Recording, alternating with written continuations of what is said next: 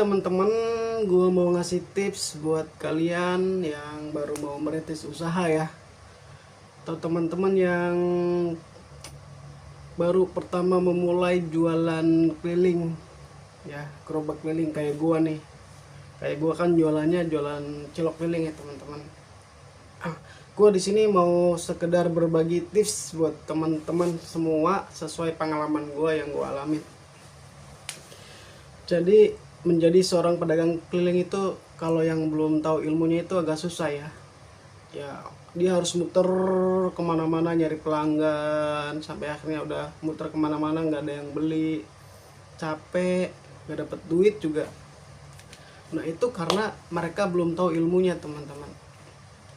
Jadi gue mau berbagi tips buat kalian biar jualan keliling itu nggak capek tapi cuan. Oke, yuk tonton videonya sampai selesai karena bakalan ada tips menarik buat kalian biar dapat cuan dari jualan keliling. Oke, sebelum lanjut gue mau disclaimer dulu ya guys. Gue mau disclaimer kalau bukan berarti gue itu lebih pintar, bukan berarti gue itu lebih jago, bukan berarti gue lebih memahami jualan keliling itu seperti apa.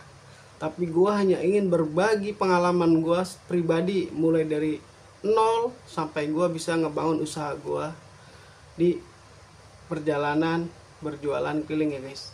Oke, lanjut. Tips yang pertama buat yang jualan keliling itu menentukan lokasi itu lebih penting banget, mencari lokasi dan jam waktu kerja ya. Jadi contoh misalkan kita berangkat pagi. Berangkat pagi itu kita jangan muter-muter komplek dulu teman-teman. Kenapa? Ya karena kalau masih pagi itu di kota itu jarang yang buat nyari jajanan ya. Terutama anak-anak ini mereka masih pada sekolah ya. Kalau mau jualan pagi kita larinya harus ke sekolahan, tentu ada jamnya. Nah, jam berapa kita misalkan jam 11 istirahat, kita samperin tuh jam 11. Nah, habis itu kita harus tahu lokasi tempat lain lagi. Misalkan jam 12 itu jam karyawan pabrik pada pulang. Ya udah kita samperin lagi. Jam 12 kita ke sono samperin lagi. Nah, jam 12 nanti geser lagi, kita pindah lagi. Di jam berapa? Jam 1 apa jam 2 gitu, 2 jam. Kita pindah lagi, cari tempat lagi buat mangkal. Seperti karyawan-karyawan ruko-ruko itu kan mereka kalau sore jam 2 itu pasti lapar dan mereka itu nggak boleh kemana-mana ya, harus stuck di situ. Jadi kalau ada jajanan keliling muter ke situ pasti insya Allah mereka pada beli dah. Ya itu tergantung produk kalian yang dibeli ya, rasanya enak atau enggaknya ya. Nah, dan tips yang kedua itu selain lokasi dan jam kerja, produk yang kita beli itu ya kita harus yakin kalau produk kita itu yang dijual itu mereka pada suka ya. Jadi sebelum dibeli kita cobain dulu sama kita. Ini layak gak sih kita jual? Ini layak gak sih kalau mereka beli ke kita itu?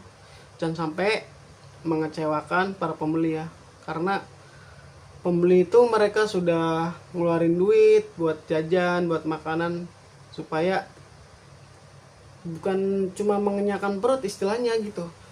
Jadi harus ada cita rasa perbedaan, jadi mereka tuh puas beli barang kita tuh puas gitu. Jadi bisa mereka besoknya bisa beli lagi ya, kayak gitu ya. Produk tuh penting banget teman-teman ya, yang gue alamin itu.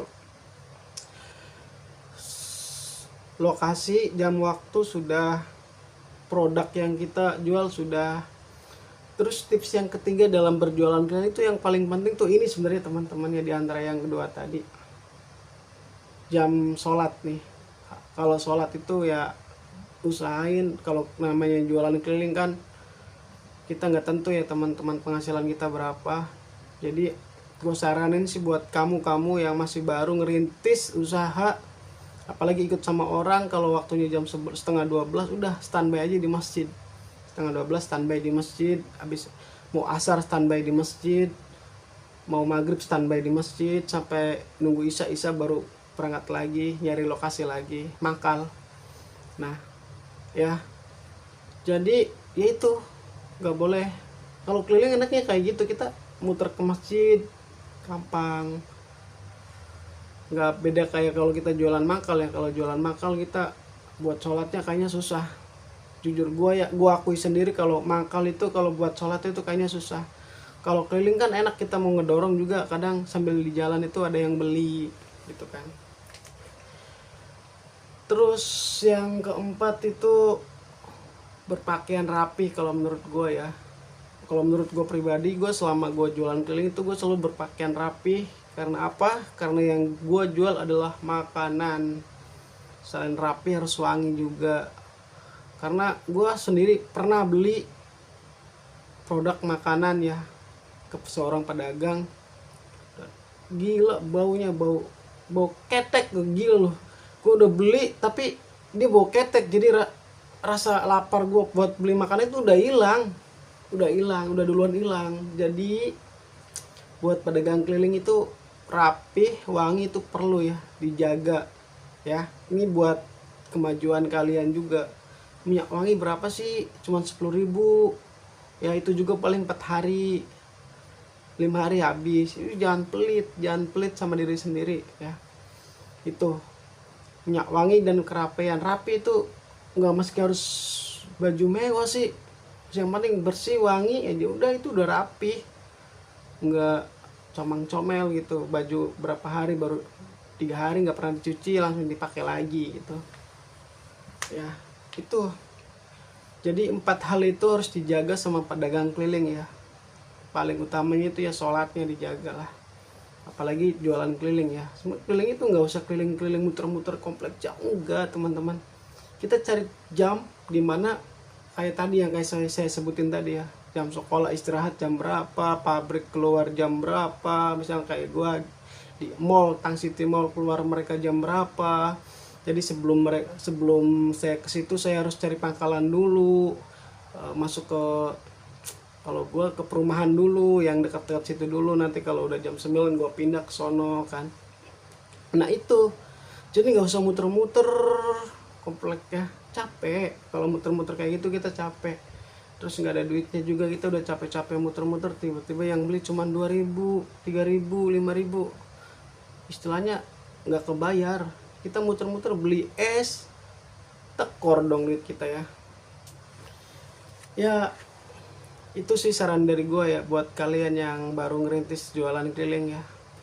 Jujur gue juga pertama kali merantau ke Tangerang itu cuman modal 300-400 ribu, dan itu juga ikut orang. Dulunya gue ikut orang dulu ya, sama kayak kalian teman-teman, ikut orang dulu.